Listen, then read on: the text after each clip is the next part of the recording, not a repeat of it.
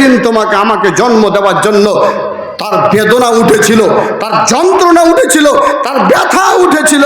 ওই সময়তে তার চতুর্দিকে হয়তো মা বোনেরা বসে বসে ওর সামনে আলোচনা করছিল, এ আমার বিটি, এ আমার বোন, একটু ধৈর্য ধর, একটু সবুর কর।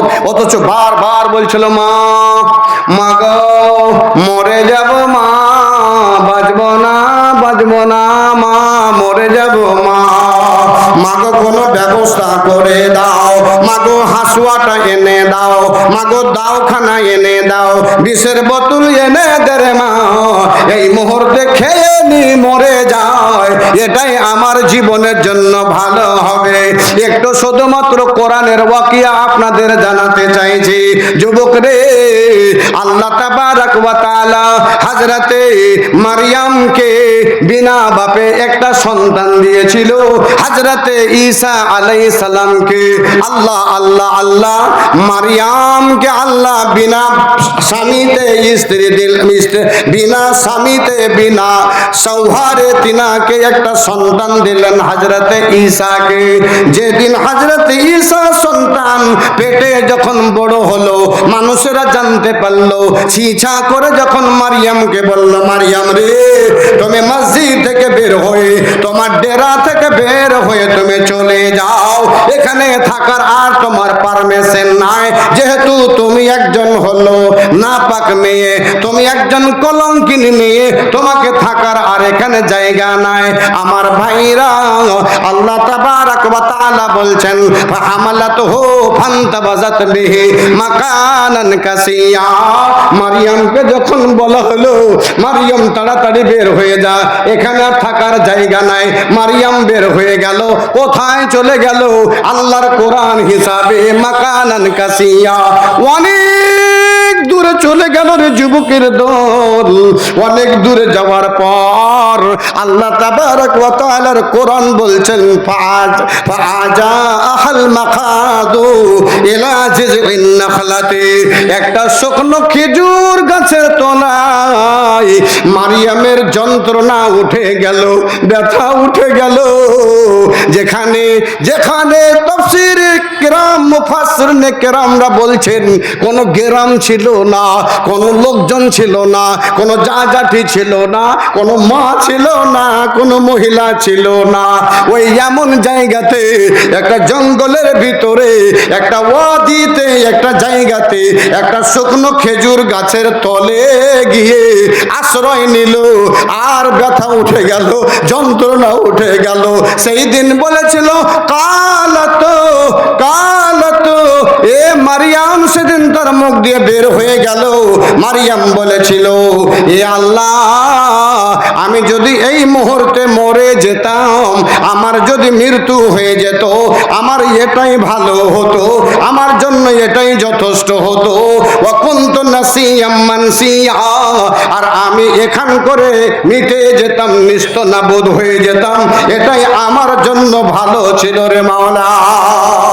আল্লাহ তাবারাক ওয়া তাআলা উপর থেকে ডাক দিয়ে বলছেন, ওয়ানাদাহা, এ মারইয়াম মিন তাহতিহা, ওই খেজুর গাছের নিচন থেকে, জমিনের নিচন থেকে আওয়াজ আসছে, এ মারইয়াম, এ মারইয়াম, চিন্তা করিস না, তোকে দুঃখ করার কোনো প্রয়োজন নাই। মারইয়াম রে, তোকে দুঃখ করার কোনো দরকার নাই। আমি আল্লাহ তোর জন্য নিচে দেখ, আমি পানির ব্যবস্থা করে দিয়েছি, ঝর্ণার ব্যবস্থা করে দিয়েছি। ঝর্ণা দিয়ে পানি আসতে আরম্ভ করেছে। মারইয়াম, খবরদার তুমি চিন্তা করিও না, এখানে তোমার জাজাটি নাই, এখানে তোমার মা নাই, এখানে গ্রামবাসী নাই, এখানে কোনো লোক নাই, তাই বলে তুই এখানে একবারে মরে যাবি, তোর মরে যাওয়াটাই ভালো হবে না। না, তোর মরে যাওয়াটা ভালো হবে না। আমি যখন তোর পেটের ভিতরে সন্তান দিতে পেরেছি, আমি ওই সন্তানটাকে দুনিয়াতে আনবো, এটা হলো আমার জিম্মেদারি। মারইয়াম রে, আবার তোর জন্য খুশির সংবাদ এটা হবে মারিয়াম, তোর পেট থেকে যেটা সন্তান আসবে এটা যেই সেই সন্তান হবে না, এটা যেই সেই ছেলে হবে না, এটা হবে একজন আল্লাহর নবী হযরতে ঈসা রূহুল্লাহ। আল্লাহ তাবারক ওয়া তাআলার এটা নবী হবে, তুই একজন নবীর মা হতে পারবি, তুই চিন্তা করিস না। আল্লাহ আরো বললেন, এ আমার মারিয়াম, তুই যে খেজুর গাছটার তলে বসে আছিস এটা হলো শুকনো খেজুরের গাছ, এই খেজুরের গাছটাকে তুই একটু সামান্য লড়াচড়া কর, একটু লড়াচড়া কর। আল্লাহু আকবার। মারিয়াম একটু লড়াচড়া করলে যেই গাছে পাতা ছিল না, যেই গাছে ফুল ছিল না, যেই গাছে ফল ছিল না, ওই গাছটা থেকে আল্লাহু আকবার তাজা তাজা খেজুর, আল্লাহর কোরআন বলছে এ মারিয়াম ওই গাছ থেকে খেজুর পড়বে, ওই আবার এমন তেমন খেজুর নয়, সেটা তাজা খেজুর তোর কাছে পড়বে, ওই খেজুরটা তুই খাবি।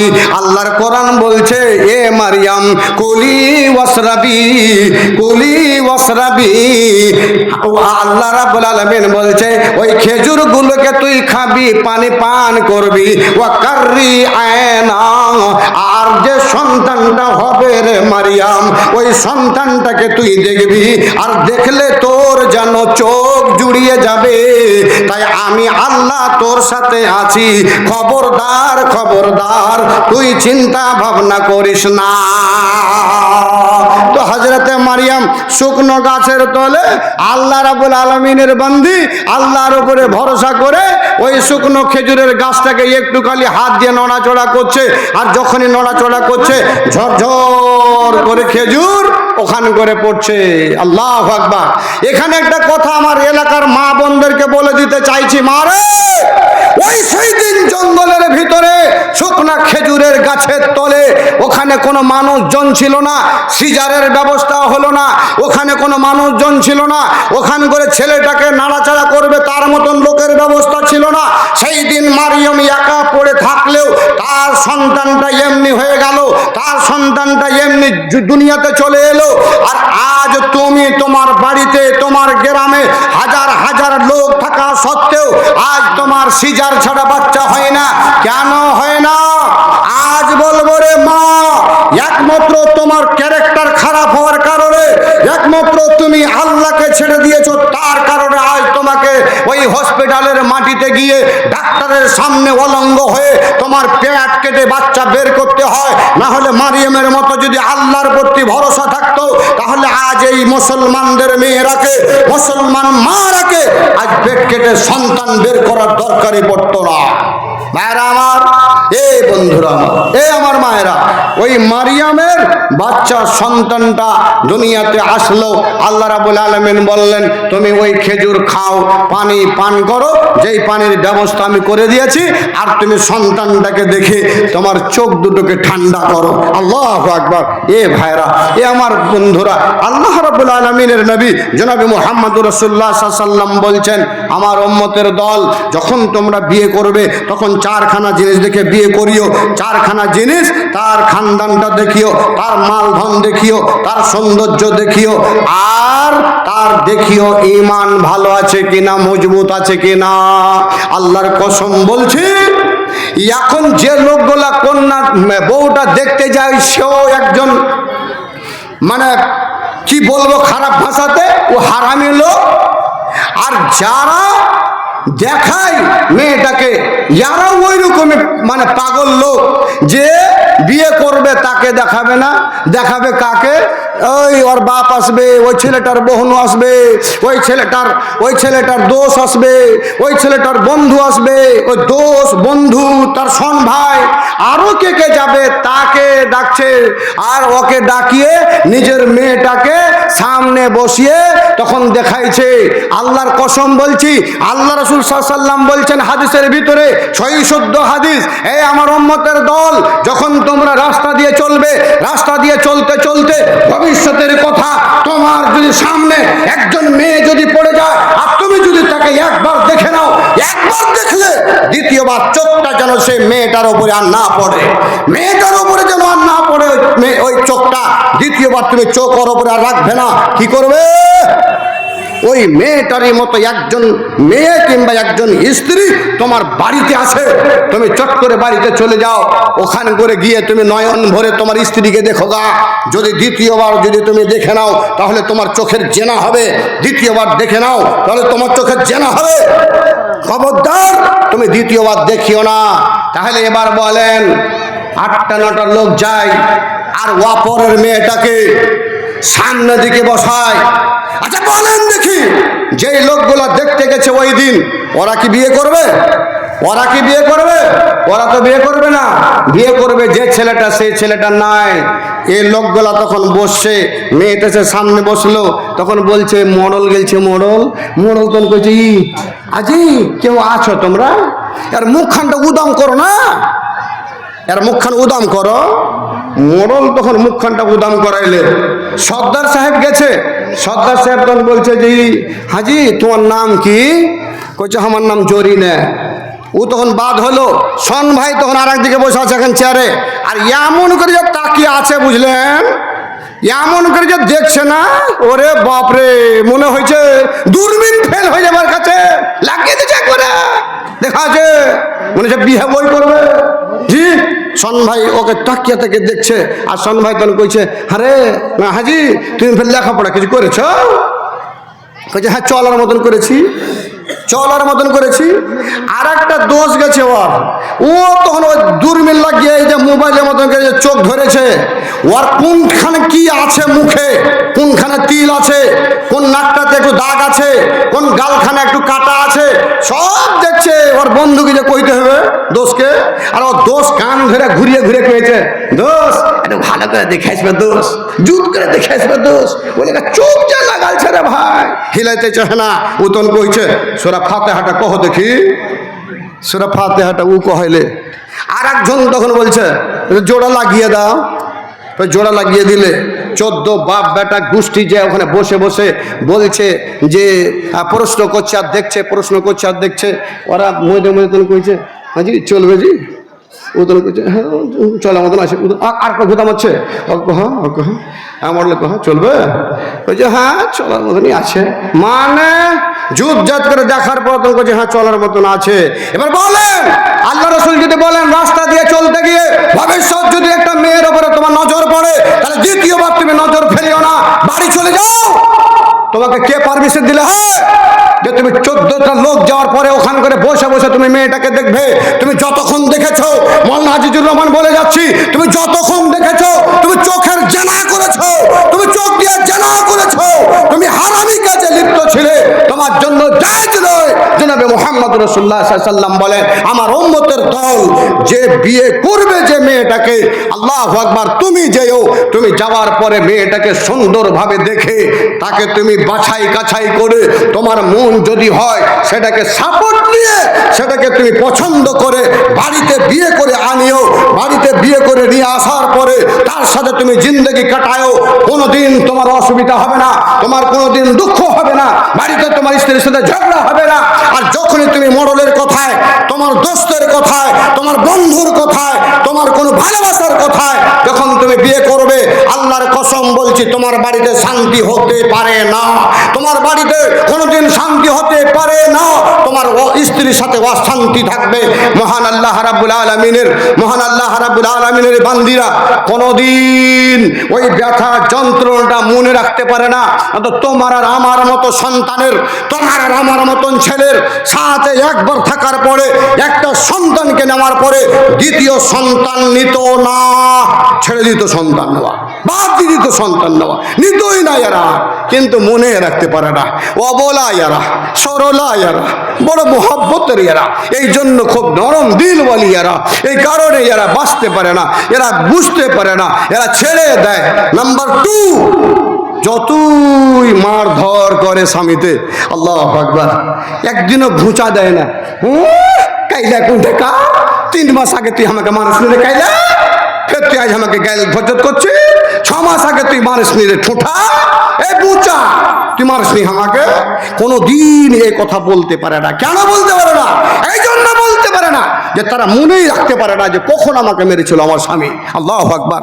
এ বন্ধু, আজ তুমি পরের বেটিটাকে নিয়ে এসে এত অন্যায় অত্যাচার করো, পরের বেটির ওপরে তুমি নিয়ে এসে মাল ধনকে নাজায়েজভাবে হারামভাবে আনার পরে ঘর বোঝ করো। আল্লাহর কসম বলছি, যে পালংটা আনে সে পালংটাতে সুতাও তোমার জন্য হারাম। যে চারটাতে নিয়ে আসে আর নিয়ে এসে তোমাকে বসাইছে, চারটাও তোমার জন্য হারাম। যে টাকাগুলো নিয়ে এসে তুমি গরু কিনে খাওয়াও লোককে, সেটাও হারাম। যত জিনিস নিয়ে আসো বিয়ের দিন, সেটা সম্পূর্ণরূপে হারাম। তাহলে বন্ধু, একটাই কথা বলতে চাইছি, যে তোমার স্ত্রী তোমার জন্য শুধুমাত্র জায়েজ যে তুমি যাবে। আল্লাহ রাসূল সাল্লাল্লাহু আলাইহি ওয়াসাল্লাম বলেছেন কোরআন হাদিসের ভিতরে, তিনখানা জিনিস শুধুমাত্র যাবে বিবাহের দিন। তুমি যাবে, তোমার সাথে দুটো গাওয়া যাবে, আর তুমি অল্প কিটা ওয়াতুন নিসা সাদাকাতুহিন্না নিহলা, তুমি কিছু টাকা নিয়ে যাবে। টাকা, এই হিজরা তোমাকে নিয়ে যেতে বলেছিল, হিজরা টাকা। মেয়েকে কোনদিন বলেনি এই মেয়ে ওই ওই ওই ওই মানে ফকিরের বাচ্চা ফকির তোর বাড়িতে আসবে, তুই টাকা চাটি বেঁধে রাখ, তুই বেড়ে বেঁধে জমা করে রাখ, তুই কিছু টাকা রাখ, ওই টাকাটা ওই ফকিরের বাচ্চাকে দিতে হবে, ওই গরিবের বাচ্চাকে দিতে হবে, তুই টাকা রাখ। এ কথা বলা হয়নি। আল্লাহর কোরআন বলছে, আল্লাহ বলছেন ওয়াতুন নিসা সাদাকাতিহিন্না নিহলা, যখন তুই বিয়ে করতে যাবি সেদিন তুই টাকা নিয়ে যাবি, তুই যাবি, দুটো তোর সাথে গাওয়া যাবে, ও গাওয়া হান দুটো গাওয়া যাবে। গাওয়া যাওয়ার পরে সেই দিন মুরব্বী তিনখানা আয়াত পড়বে, একটা হাদিস পড়বে, পড়ে তোমার সাথে বিয়ে দিয়ে তোমাকে পাঠিয়ে দেবে। এটাই তোমার জন্য যায়, আর এটাই হলো সঠিক পথ, এটাই হলো সঠিক রাস্তা। এর চাইতে দ্বিতীয় রাস্তা যদি তুমি অবলম্বন করো, তাহলে আল্লাহর কসম বলছি, ইন্নাল্লাহা লা ইউহিব্বুল মুতাদিন, যখনই সীমা লঙ্ঘন করবে, বর্ডারকে ছিঁড়ে ফেলে দেবে, যখনই তারকে ছিঁড়ে ফেলে দেবে, যখন বাংলাদেশের বর্ডারের তারকে ছিঁড়ে ফেলে দিয়ে, যখন এই ইন্ডিয়ার তারকে ছিঁড়ে ফেলে দিয়ে যখনই তুমি বর্ডার ক্রস করতে যাবে, তখনই তোমাকে একজন আসামি বলে তোমাকে গুলি করে মারতে পারে, তোমার ট্যাং ভেঙে দিতে পারে, তোমার চামড়া তুলে দিতে পারে, তোমার যা ইচ্ছা তাই করতে পারে। কেন? যে তুমি সীমা লঙ্ঘন করেছো, তুমি সীমা লঙ্ঘন করেছো, তুমি আইনকে ভেঙেছো। তুমি আইন ভেঙে দেওয়ার কারণে তুমি আসামি, তুমি চোর, তুমি ডাকু, তুমি পাটমার, তুমি বদমাস। এই বানিয়াডোলের এলাকার সন্তানেরা, আল্লাহর কসম বলছি, শ্বশুরের কাছে দাবি তুলে নিয়ে আসা এইসব সামানগুলো, তুমি ডাকু, তুমি চোর, তুমি বদমাস, তুমি সীমা লঙ্ঘনকারী, তুমি আল্লাহর আইনকে ভাঙছো, তুমি রাসূলের আইনকে ভাঙছো। কপালে তোমার শান্তি নাই, কপালে তোমার দুঃখ আছে। নাম্বার 3, মেয়েরা কোনো দিন স্বামীর পরামর্শগুলো, ভালো ওসিয়তগুলো এরা মনে রাখতে পারে না, ভুলে যায়। তার কারণে কিছু ভুল করে রে ভাই। এ ভাইজান, আমার হাতে আল্লাহর বান্দাকে 500 খানা টাকা দিয়েছে, হাজী ফাইজউদ্দিন 500 খানা টাকা দিয়েছে, 500 টাকা আর 20 কিলো ধান, আর 20 কিলো ধান দিয়েছে। আক্তারা খাতুন পায়েল দিয়েছে 5 ভরি, মোহরের টাকা 500 আর মোহরের ওই টাকা, ওই টাকা যে ছেলেটা দিয়েছিল ওই টাকা নিয়ে এসে আলহামদুলিল্লাহ 500 টাকা দান করেছেন। তাহলে 500 টাকা দিয়েছেন, দুটো পায়েল দিয়েছেন, একজন 500 টাকা দিয়েছেন, আর একজন 5000 টাকা দিয়ে গেছেন। কারি আকমাল সাহেবের ছেলে, কারি আকমাল সাহেবের ছেলে মোহাম্মদ ইউসুফ 500 টাকা, 500 টাকা। কারি সাহেব অসুখ আছে, দোয়া চেয়ে, কারি সাহেব অসুখ আছেন, দোয়া চেয়েছেন। ভবেন ঘোষ মহাশয় 5000, হ্যাঁ, ভবেন ঘোষ 5000 টাকা দিয়েছেন। তারপরে শেখ ইব্রাহিম সাহেব 5000 টাকা। মাশাআল্লাহ, জাযাকাল্লাহ। আল্লাহ আমার শাইখে, আল্লাহ তুমি দীর্ঘজীবী করিও, আল্লাহ তুমি ঈমান আমানের হালাতে আল্লাহ রাখিও। মোহাম্মদ ইলিয়াস 200 টাকা, মাশাআল্লাহ। ভাইজান 500 টাকা, 500 টাকা এটা তো সামথিং ব্যাপার, বাজার করতে গেলে বাজার হয় না। 5000 করে টাকা, আলহামদুলিল্লাহ 10 জন ব্যক্তি, তার ভিতরে 2 জন হয়ে গেছে, আর 5 জন বলেন, 8 জন বলেন, 5000 করে, আলহামদুলিল্লাহ। আমার চাচা যান, আরে সুবহানাল্লাহ, লিল্লাহি তাকবীর, 500 টাকা দিয়েছেন, 5 ব্যাগ সিমেন্ট মাটি আমার